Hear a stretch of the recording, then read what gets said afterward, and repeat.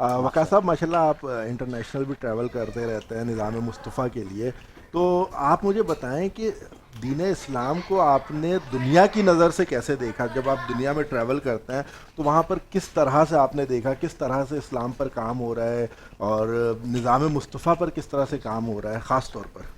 بسم اللہ الرحمن الرحیم کہ محمد سے وفا واہ تو واہ، ہے تو ہم تیرے کیا ہیں، بات ہے، یہ جہاں چیز ہے کیا لوح لوح و قلم واہ تیرے واہ ہیں۔ واہ۔ ہائے سبحان اللہ۔ پورے دنیا میں اگر میں دیکھا جاؤں تو یہ ملک ہمارا جو وطن بنا جی جی، دو قومی نظریے کے بے تھرو، شک، بالکل ایک مدینہ شریف اور دوسری بات پھر یہ جو ہمارا ملک بنا جس میں 20 لاکھ لوگوں نے قربانیاں دی، جس میں ماں بہنوں نے کنویں کے اندر جو ہے وہ چھلانگ مار کے اپنی عزتیں بھی بچائی اور اپنی جانیں بھی دی، ایسے ہی ایسے ہی ہے۔ مگر انفارچونیٹلی جو حال اور احوال ہے وہ آپ کے سامنے ہے۔ اللہ اکبر۔ یہ اس کاز کے لیے بنا تھا کہ جہاں پر ہم آتے تو نبی علیہ الصلوۃ والسلام کی شریعت مطہرہ یہاں پر نافذ عمل ہوتا، سبحان جو شریعت مطہرہ کہتی ہے کہ 3 دن کے اندر جو ہے وہ شریعت نافذ کرنی ہے، ورنہ فرض عین ہو جاتا ہے، اور فرض عین کا چھوٹنا یہ گناہ ہے کبیرہ میں۔ اگر کوئی نظام مصطفیٰ